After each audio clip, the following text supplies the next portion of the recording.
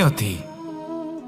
রাধা আমাকে বলে, কৃষ্ণ, যদি তুমি জানো যে নিয়তিতে কি আছে তাহলে তাকে বদলে দাও না কেন? মহাদেব আমাকে বলেন যে শ্রীকৃষ্ণ, যদি আপনি এটা জানেন যে সাম্বের নিয়তি এটাই, তাহলে আপনি তাকে বদলানোর চেষ্টা কেন করেন? কেন? কারণ আমি একজন পিতা, আর পিতার কর্তব্য এটাই, তিনি যেন সম্ভাব্য সব চেষ্টা করেন নিজের সন্তানের মঙ্গলের জন্য। নিয়তি আমি জানি, কিন্তু এটাও আমি জানি যে কর্মের থেকে বড় আর কোনো নিয়তি হতে পারে না। অভিজ্ঞতাও রয়েছে যে কর্মের হাতে নিয়তির এই চক্র বদলে যেতে পারে। তাই জীবনে যদি আপনার কখনো এমন মনে হয় যে এটা তো অসম্ভব, তখনও চেষ্টা করা কখনোই ছাড়বেন না। কে বলতে পারে আপনারই কর্মের কোনো এক বীজ হয়তো নিয়তির চাকায় আটকে গেল আর নিয়তিকে নিজের পথ পাল্টাতে হলো, ঠিক কি না? সেই জন্য নিয়তিকে ভাগ্য মেনে নিয়ে চুপ করে বসে থাকবেন না। নিজের নিয়তি স্বয়ং নিজের কর্মের দ্বারা নির্ধারিত করুন, কারণ আপনার এই কর্মের ওপরেই আপনার অধিকার রয়েছে। আর এই অধিকারকে নিয়তি অনেক সময় সম্মানও করে। তাহলে আসুন আর আমার সাথে ভালোবেসে বলুন, রাধা রাধা। শক্তি এক অত্যন্ত বিচিত্র বস্তু, বা বলতে পারেন অনুভূতি। পিতা সবসময় চান যেন তিনি তার শক্তি পুত্রকে সঁপে দিতে পারেন, যাতে সে শক্তিশালী হয়, যাতে তার মঙ্গল হয়। তার পুত্র সবসময় চায় যাতে সে পিতার সেই শক্তি লাভ করে, কিন্তু সেই শক্তি লাভ করার জন্য পুত্র হওয়া যথেষ্ট নয়, যোগ্য পাত্র হতে হয়। আসুন আপনাকে সহজে বোঝাই। যদি আপনি সুপাত্র হন আর আপনাকে শক্তি দেওয়া হয়, তাহলে আপনি সেই শক্তির গুরুত্ব বুঝবেন, কোথায় সেই শক্তি প্রয়োগ করা উচিত সেটা বুঝবেন। আর এটা যেহেতু অর্জন করা শক্তি হবে, সেই শক্তির অপব্যবহার হবে না। কিন্তু যদি এই আপনি কুপাত্র হন আর যদি আপনাকে এই শক্তি দেওয়া হয়, তাহলে কি হবে? দেখতে গেলে এই শক্তি আপনি দান হিসেবে পেয়েছেন, তাই না আপনি এই শক্তির গুরুত্ব বুঝবেন আর না এর প্রয়োগ আপনি জানবেন। তার অপব্যবহার হওয়া সুনিশ্চিত। তাই যদি আপনি কোনো শক্তি অর্জন করতে চান, তাহলে আগে তার যোগ্য হয়ে উঠুন। পুত্র নয়, পাত্র হয়ে উঠুন। আর আমার সাথে ভালোবেসে বলুন, রাধা রাধা। কথায় আছে, প্রত্যেক পুত্র তার পিতার প্রতিচ্ছবি হয়, আর সমস্ত প্রতিচ্ছবি চায় যেন সে তার অস্তিত্ব প্রাপ্ত করতে পারে। পুত্র চায় সে যেন তার পিতার মতো হয়, বা কখনো কখনো তার থেকেও শ্রেষ্ঠ হয়। সেটা কোনো অনুচিত ব্যাপার নয়। অনুচিত তখন হয় যখন পুত্র নিজের পিতার মতো হবার স্বপ্ন পূরণ করতে গিয়ে বা তার থেকেও শ্রেষ্ঠ হওয়ার স্বপ্ন পূরণে অনুচিত পথের আশ্রয় নেয়। কারণ তারপরে সে তার পিতার গুণগুলি আত্মসাৎ করতে চায় না। সে শুধুই এটা চায় যে সংসারের চোখে যেন আমি শ্রেষ্ঠ প্রমাণিত হই। এটা অনুচিত। সংসারে এমন অনেক মানুষ আছেন যারা এই কারণে শ্রেষ্ঠ হওয়ার চেষ্টা করেন যাতে তার পরিবারের তার পিতার সম্মান বৃদ্ধি পায়। এমনও মানুষ থাকেন, আর এটাই হলো পার্থক্য উদ্দেশ্যের। মনে রাখবেন, যদি আপনার উদ্দেশ্য শুভ হয় তাহলে পথও শুভ হবে, যদি আপনার উদ্দেশ্য অশুভ হয় তাহলে পথও অশুভ হবে। তাহলে নিজের পিতার মতো হবার চেষ্টা অবশ্যই করুন, তার থেকেও শ্রেষ্ঠ হওয়ার চেষ্টা অবশ্যই করুন, কিন্তু মনে রাখবেন আপনার সংকল্প আর আপনার উদ্দেশ্য এই দুই শুভ হওয়া উচিত। তাহলে আসুন আর আমার সাথে ভালোবেসে বলুন, রাধা রাধা। শক্তি শক্তি অর্জন করা এতটা কঠিন নয় যতটা শক্তি লাভ করার পরে সেই শক্তি সামলানো কঠিন হয়। কারণ যেই মানুষ শক্তি লাভ করে তার মনে গর্ববোধ জন্মায়, জন্মায় অহংকার, জন্মায় জেদ। তাই শক্তি প্রাপ্ত করার সাথে বিনম্র থাকাও অত্যন্ত আবশ্যক। আর এটা আমাদের শেখা উচিত বৃক্ষের থেকে। বৃক্ষ যা আমাদের ফল দেয়, বৃক্ষ যা যত ফল দেয় ততটাই ঝুঁকে যায়। আমরা পাথর মারি ওই বৃক্ষের থেকে ফল প্রাপ্ত করার জন্য। সেই পাথরের মার সহ্য করেও বৃক্ষ আমাদের ফল দেয়। কোনো গর্ববোধ নেই, কোনো অহংকার বোধ নেই, আর সেই জন্য এই বৃক্ষের পুজো করা হয়। এটাই হলো মাহাত্ম্য শক্তির সাথে বিনম্রতার। যদি এই শক্তি সৃজন করে থাকে, সাহায্য করে থাকে, সম্বল হয়ে থাকে, তবেই সেই শক্তি উপযুক্ত। আর নয়তো সেই শক্তি একদিন আপনাকে আসক্ত অবশ্যই করবে।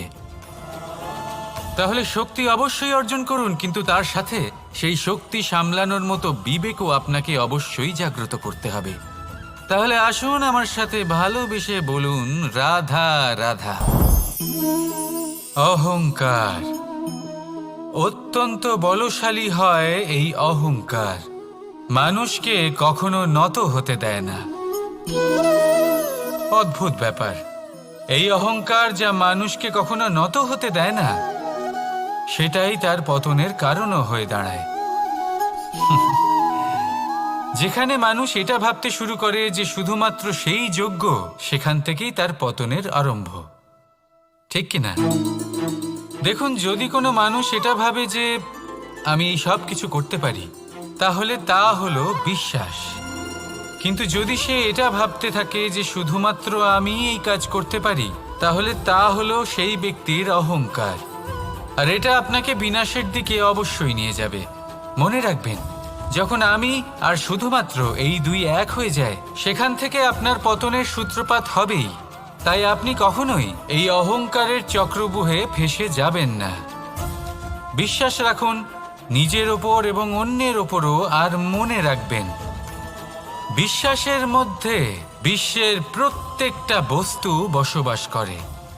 তাই এই অহংকারকে ত্যাগ করে ফেলুন আর আত্মবিশ্বাসের ওপর মনোসংযোগ করুন। আর আমার সাথে ভালোবেসে বলুন, রাধা রাধা। মানুষ নিজের জীবনে ঈশ্বরকে খুব মান্য করে। ওনার জন্য কি না করে, ভিন্ন ভিন্ন নামে তাকে স্মরণ করে, তাকে পুজো করে, তার আরাধনা করে। সে জানে যে ঈশ্বর তাকে শক্তি অবশ্যই দেবেন, তাকে সাহায্য অবশ্যই করবেন। কিন্তু যখন প্রশ্ন আসে গুরু এবং ঈশ্বরের, তখন গুরুর মান কখনো কম হওয়া উচিত নয়। কারণ সত্যি বলতে কি, গুরুই হলেন সেই সিঁড়ি যা বেয়ে আপনি ঈশ্বরের কাছে পৌঁছানোর পথ খুঁজে পাবেন। সেই পথ আপনি গুরুর থেকেই পাবেন। গুরু না থাকলে আপনি কখনো ঈশ্বর লাভ করতেই পারবেন না। আর জীবনে অনেক সময় লক্ষ্যের থেকেও অনেক বেশি গুরুত্বপূর্ণ হলো পথ। তাই এই পথের সম্মান করতে শিখুন, অর্থাৎ গুরুকে সম্মান করতে শিখুন। কারণ গুরুই হলেন পরমেশ্বর। তাহলে আসুন আর আমার সাথে ভালোবেসে বলুন, রাধা রাধা। আপনার জীবনে আপনার প্রকৃত বন্ধু আসলে কে? আপনার সব থেকে শ্রেষ্ঠ মিত্র আসলে কে? তিনি যিনি সময় এলে পরে আপনাকে সাহায্য করেন, নাকি তিনি যিনি সময় এলে পরে আপনাকে অর্থ দেন? দেখুন, আমরা হলাম মানুষ, আমাদের জীবনে লেনদেন চলতেই থাকে। এটা আমাদের জীবনের অভিন্ন অংশ। কিন্তু অনেক সময় এমন হয় যে আমরা তাকেই নিজের প্রকৃত বন্ধু বলে মনে করি, যিনি আমাদের একটা বহুমূল্য উপহার দেন। ঠিক কিনা? এবার আপনার জীবনে সেই বহুমূল্য উপহার কোনটা, ওই অমূল্য মিত্র আসলে কে, সেই সিদ্ধান্ত হলো আপনার।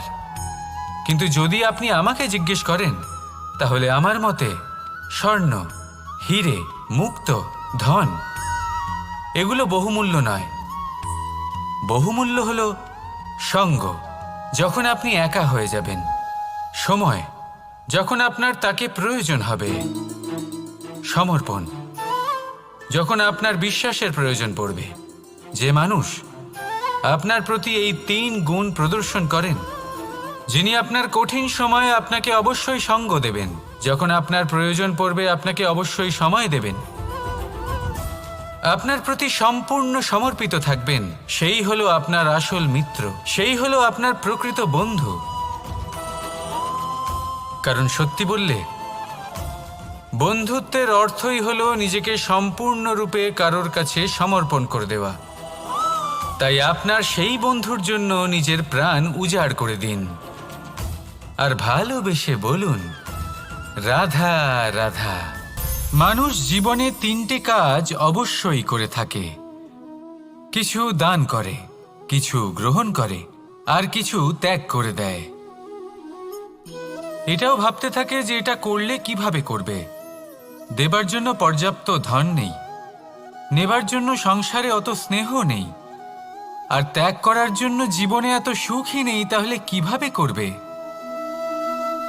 আসলে আমরা বস্তুগত চাহিদা অর্জনে এত ব্যস্ত হয়ে পড়ি যে আমরা বুঝতেই পারি না যে কি নেবার আছে, কি দেবার আছে, আর কি ত্যাগ করার আছে। তাহলে আজ আমি আপনাকে বলেই দিই, মনে রাখবেন এই 3টে গুরুত্বপূর্ণ গুণ, 3টে গুরুত্বপূর্ণ কথা। দেবার জন্য আছে দান, নেবার মতো আছে জ্ঞান, আর ত্যাগ করার মতো আছে অহংকার।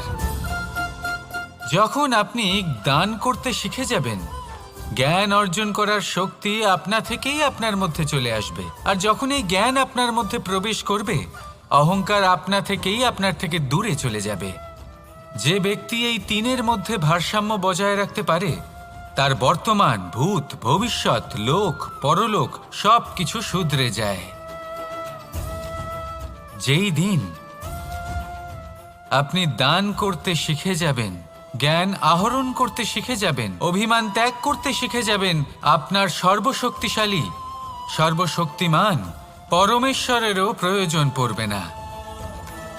কারণ তখন ঈশ্বর আপনার মধ্যেই বাস করবেন। তাহলে আসুন আর আমার সাথে ভালোবেসে বলুন, রাধা রাধা। জীবনে অনেক সময় সমস্যা আমাদের চারদিক থেকে ঘিরে ফেলে। এই সমস্যা নানান ধরনের হতে পারে। আর্থিক সমস্যা হতে পারে, পারিবারিক সমস্যা হতে পারে, কোনো সম্পর্ক নিয়ে সমস্যা হতে পারে, কখনো কোনো দৈনিক সমস্যা হতে পারে, কখনো কোনো দ্বন্দ্ব হতে পারে, অনেক সমস্যা হতে পারে। কিন্তু যখনই কোনো সমস্যা আসে, আমাদের মনে তার জন্য একটা উত্তর অবশ্যই থেকে থাকে, যা আমাদের অন্তরে রয়েছে। একে আমরা বলি আত্মা। আত্মা হলো পরমাত্মারই রূপ, আর পরমাত্মা তা কখনোই কিছু অনুচিত চাইবে না, তাই তো? এই আত্মা খুব ভালো করে জানে যে কোনটা উচিত আর কোনটা অনুচিত। যদি আসল বিষয়ের কথা বলি, তাহলে আপনাকে নিজের মনকে বুঝতে হবে। কারণ আত্মা তো পরমাত্মা থেকেই আসে, কিন্তু এই মন মানুষ জন্ম থেকেই প্রাপ্ত করে, যার বিকাশ হয় এই সংসারকে দেখে। যেদিন আপনার এই মন আর আপনার এই আত্মা, এই দুই এক হয়ে যাবে, আত্মসাৎ হয়ে যাবে, সেদিন আপনার জীবনে না কোনো সমস্যা থাকবে, না কোনো ঝঞ্ঝাট থাকবে, না কোনো সংকট থাকবে। কারণ আপনার কাছে সেই সমস্ত সমস্যার, সমস্ত বিপদের সমাধান থাকবে, আর তাও আপনারই অন্তরে। তাহলে আসুন আর আমার সাথে ভালোবেসে বলুন, রাধা রাধা। ভক্তি আর শক্তি, এই দুইয়ের মধ্যে সম্পর্ক অত্যন্ত সরল। মানুষ ভক্তি করেন যাতে তিনি শক্তি লাভ করতে পারেন, আর শক্তি লাভ করার পরে ভক্তিভাব ভুলে যান, আর শক্তির প্রতি আসক্তিতে মত্ত হয়ে যান, আর সেখান থেকেই তার বিনাশ শুরু হয়। কেন? কারণ ভক্তির দ্বারা প্রাপ্ত শক্তি অন্য কারোর হিতের জন্য ব্যবহার করতে হয়, অন্য কারোর মঙ্গল করার জন্য ব্যবহার করতে হয়, কারোর বিনাশের জন্য নয়। এবার যদি আমি আপনাদের একটা উদাহরণ দিয়ে বোঝাই, তাহলে কোদাল দিয়ে আমরা মাটি কোপাতে পারি, একটা গর্ত খুঁড়তে পারি, যাতে একটা নতুন বৃক্ষ জন্ম নিতে পারে। একটা বৃক্ষ যা অন্য জীবকে ফল প্রদান করবে, যাত্রীদের ছায়া প্রদান করবে। কিন্তু এই কোদালের ব্যবহার যদি আমরা অন্য কারোর ক্ষতি করার জন্য করি, তাহলে ক্ষতি শুধুমাত্র আমাদেরই হবে। তাই জীবনে যদি আপনি কোনো শক্তি লাভ করেন, হয়তো ভক্তির দ্বারা বা অন্য যেখান থেকেই হোক, তার সদ্ব্যবহার করতে শিখুন, নয়তো এই প্রাপ্ত শক্তি আপনার পতনের কারণ হয়ে দাঁড়াবে। তাহলে আসুন আমার সাথে ভালোবেসে বলুন, রাধা রাধা। বরদান অত্যন্ত বিচিত্র এক বিষয়, কিন্তু দেখতে গেলে এই বরদান কি না করতে পারে। এক দরিদ্রকে রাজা বানিয়ে দিতে পারে, একজন দুর্বলকে এই সংসারের সব থেকে শক্তিশালী ব্যক্তি বানিয়ে দিতে পারে। কিন্তু আমরা ভুলে যাই এক অত্যন্ত গুরুত্বপূর্ণ কথা। বরদান এই শব্দের শেষে দান লুকিয়ে রয়েছে। এই দান কথাটা অত্যন্ত গুরুত্বপূর্ণ। আমাদের মনে রাখা উচিত এই বরদান আমরা দানে পেয়েছি, আর তাই তার সম্মান করা উচিত, কখনোই অহংকার করা নয়। আর যে ব্যক্তি বরদান পেয়ে অহংকার করেন তার যা ক্ষতি হয় তা হলো এই বরদান তার থেকে কেড়ে নেওয়া হয়। বর অর্থাৎ শ্রেষ্ঠ, অর্থাৎ বরদানের অর্থ হলো একটা শ্রেষ্ঠ দান, এবং তার ব্যবহার যদি আপনি কারোর ক্ষতি করার জন্য করেন তাহলে ক্ষতি শুধুই আপনার হবে। তাহলে এই বরদানের সম্মান করুন, উচিত পথে চলুন, আর উচিত উদ্দেশ্য নিয়ে এর ব্যবহার করুন, সব কিছু ভালোই হবে। তাহলে আসুন আর আমার সাথে ভালোবেসে বলুন রাধা রাধা। পিতা আর পুত্রের সম্পর্ক অত্যন্ত মধুর হয়ে থাকে। পিতা স্বপ্ন দেখেন, তাকে পূর্ণ করার সকল সম্ভাব্য চেষ্টা করেন, কিন্তু তাও অনেক সময় ওনার স্বপ্ন অপূর্ণ থেকে যায়। তখন পিতা ভাবেন যে স্বপ্ন উনি পূর্ণ করতে পারেননি ওনার সন্তান তা অবশ্যই পূরণ করবে। যে স্থানে উনি কখনো পৌঁছতে পারেননি সেই স্থানে ওনার পুত্র অবশ্যই পৌঁছবে। পিতা নিজের সন্তানের ভবিষ্যৎ নিয়ে সেই স্বপ্ন দেখেন, আর যখন সেই সন্তান সামনে এগোতে থাকে তখন তার দুঃখ হয় না, বরং গর্ব হয়। ওনার ভালো লাগে এটা দেখে যে ওনার সন্তান অনেক উন্নতি করছে। কিন্তু যখন সন্তান নিজের অভিভাবকের শক্তি দেখে, তার যশ দেখে হিংসা করতে থাকে, সমস্যা সেইখানেই শুরু হয়। সেই জন্য সকল সন্তানকে এটা মনে রাখতে হবে, দেখুন, পুত্র হবার সুবাদে, এক সন্তান হবার সুবাদে এটা হলো আপনার অধিকার যে আপনি আপনার পিতার থেকে বেশি উন্নতি করবেন। আপনার পিতাও এটাই চান, কিন্তু সুস্থভাবে এটা করুন।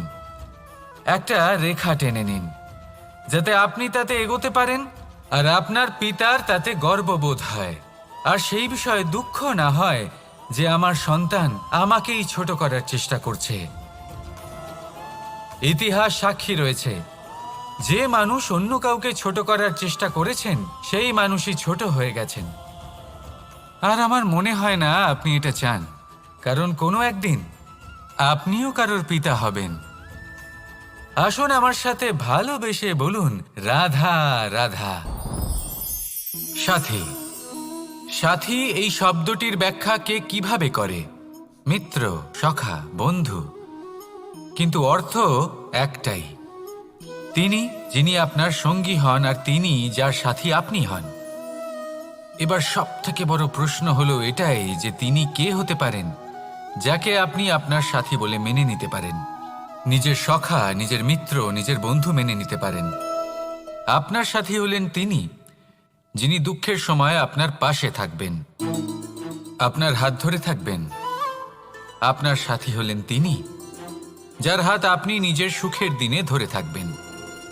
সেই সাথীরই হাত ধরুন যিনি দুঃখে সবসময় আপনাকে সাহায্য করার জন্য তৎপর হয়ে থাকেন, আপনার পাশে থাকেন, আর যাকে সুখের দিনে আপনি আপনার সাথে রাখতে পারেন।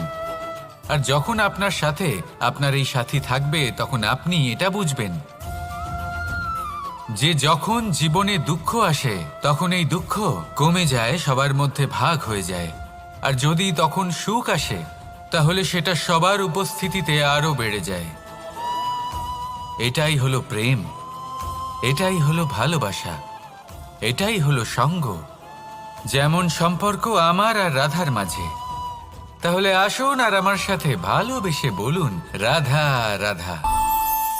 আমাদের মনে যখন কোনো প্রশ্ন ওঠে, কোনো দ্বন্দ্ব জাগে, তখন আমরা যাই আমাদের গুরুর কাছে, আমাদের আরাধ্যের কাছে গিয়ে জিজ্ঞেস করি। এইভাবেই একদিন আমি পৌঁছলাম আমার আরাধ্যের কাছে, আমার মহাদেবের কাছে, আর ওনাকে প্রশ্ন করলাম যে মহাদেব, জীবনে আনন্দ পাওয়ার, উৎসব পালনের, প্রেম ভাগ করে নেবার, জীবনকে উপভোগ করে নেওয়ার সর্বশ্রেষ্ঠ সময় কোনটা? মহাদেব হাসলেন আর উনি বললেন, জীবনে উৎসব পালনের সবথেকে শ্রেষ্ঠ দিন হল মৃত্যুর ঠিক আগের দিনটা। প্রেম ভাগ করে নেওয়ার সবথেকে শ্রেষ্ঠ মুহূর্ত হল মৃত্যুর ঠিক আগের মুহূর্ত। জীবনকে উপভোগ করে নেওয়ার সর্বশ্রেষ্ঠ প্রহর হল মৃত্যুর এক প্রহর পূর্বে। তখন আমি চমকে গেলাম। আমি বললাম, কিন্তু মহাদেব, মৃত্যু তো অনিশ্চিত, আমরা জানিও না কবে আমাদের মৃত্যু হবে। মহাদেব আবার হাসলেন। উনি বললেন যে যদি আমরা এভাবে জীবন কাটাই যে আমরা জীবনের প্রত্যেক দিন, প্রত্যেক মুহূর্ত, প্রত্যেক প্রহর শেষ বলে মনে করি, তাহলে আমাদের সমস্ত জীবন আনন্দের সাথেই অতিবাহিত হবে। কি বলেন? তাহলে আপনিও এই কথা মনে রাখুন আর আমার সাথে ভালোবেসে বলুন, রাধা রাধা। জীবনে অগ্রসর হওয়ার জন্য আমাদের কাকে প্রয়োজন হয়? মাতা পিতা, বন্ধু, প্রেম, সাহায্য, অর্থ, পরিশ্রম, আশা। ভিন্ন ভিন্ন মানুষ ভিন্ন ভিন্ন বিকল্প চয়ন করে। যদি আমি আপনাকে বলি,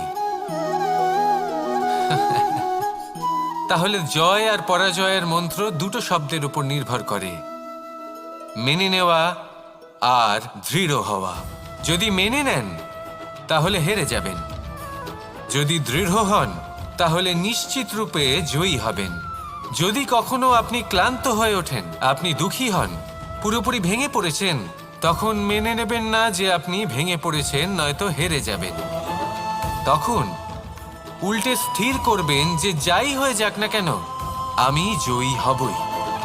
আর আপনি দেখবেন যে জয় নিশ্চিত রূপে আপনার কাছেই আসবে। তাহলে এই কথা মনে রাখবেন আর আমার সাথে ভালোবেসে বলবেন, রাধা রাধা। সময়, জীবন, কাল। দেখতে গেলে এই তিনটি শব্দ একটি শব্দেরই সমার্থক শব্দ মনে হয়, কিন্তু এই শব্দগুলির অর্থ কি সমান? কখনোই নয়। হ্যাঁ, এই সময় চলতে থাকে, জীবন চলতে থাকে, কালচক্র চলতে থাকে। এই সময় কেটে যায়, কিন্তু এই জীবন, একে যাপন করতে হয়। কি বলেন?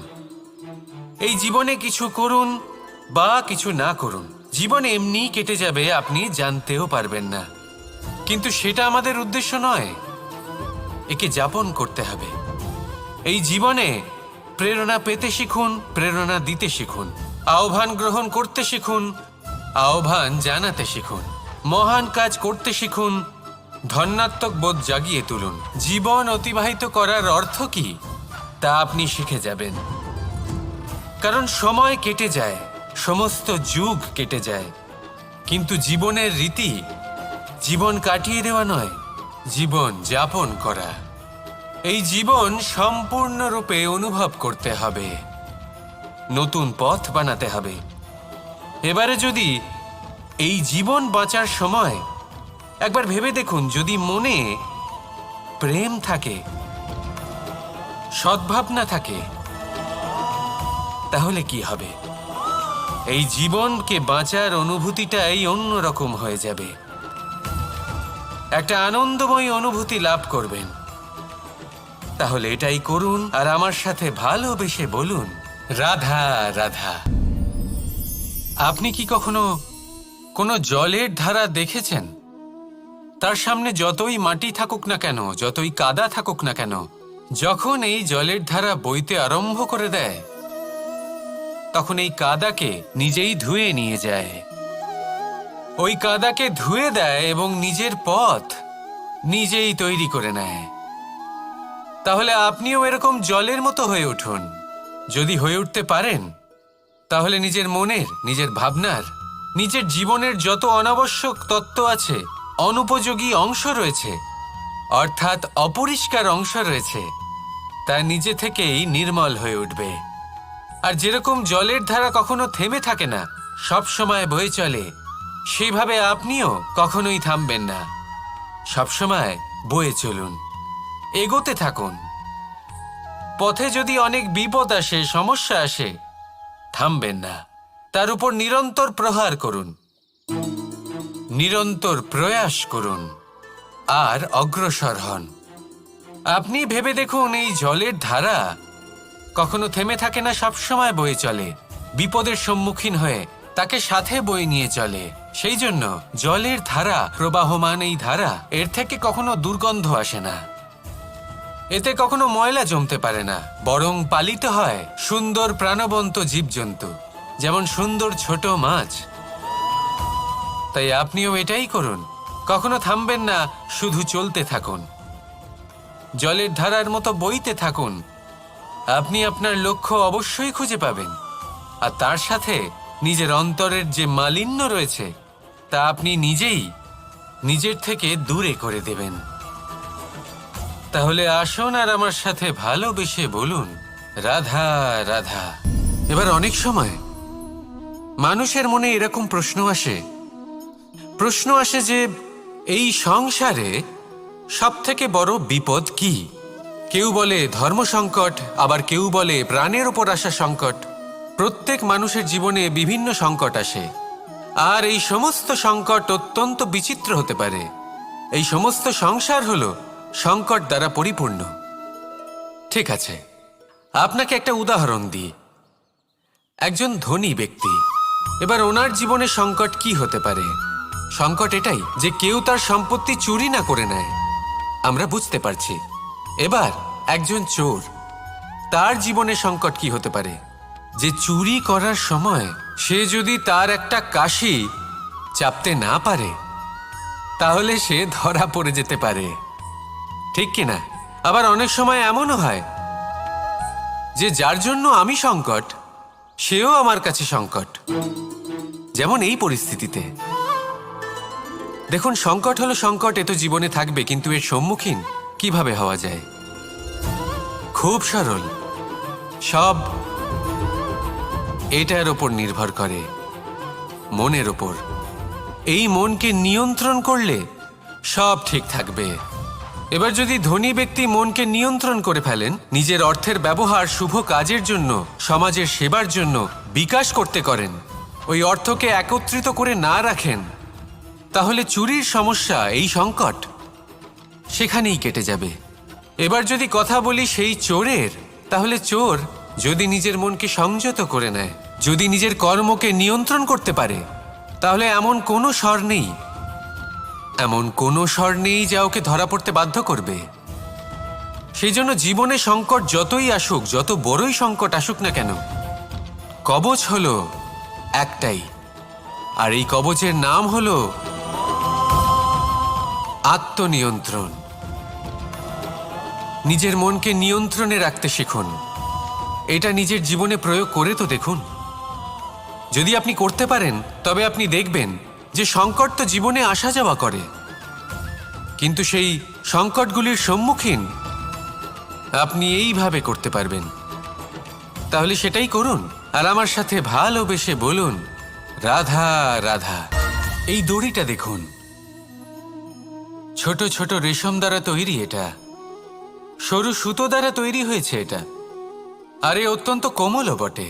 আর আপনি চাইলে এটা সোজাও করে দিতে পারেন, আর চাইলে এটা বেঁকিয়েও দিতে পারেন, আর যদি চান তাহলে এটা গোল গোল করে বেঁধে কোথাও রেখেও দিতে পারেন। এবার এই কোমল দড়ি যদি কোনো নিষ্ঠুর কঠিন পাথরে বারংবার জড়িয়ে দেওয়া হয়, তাহলেও তাকেও কাটতে পারে, নিজের ছাপ ছেড়ে যেতে পারে, সেটার আকারও বদলে ফেলতে পারে। এবার এর কারণ কি? এর কারণ হলো অভ্যাস আর নিরন্তর প্রচেষ্টা। যদি আপনিও চেষ্টা করেন আর নিরন্তর কর্ম করে যান, তাহলে আপনার প্রারব্ধ পাথরের মতো কঠিনই হোক না কেন, তাতে ভাঙন ধরিয়েও আপনি নিজের লক্ষ্যে অবশ্যই পৌঁছতে পারবেন। একটা গুরুত্বপূর্ণ কথা মনে রাখবেন,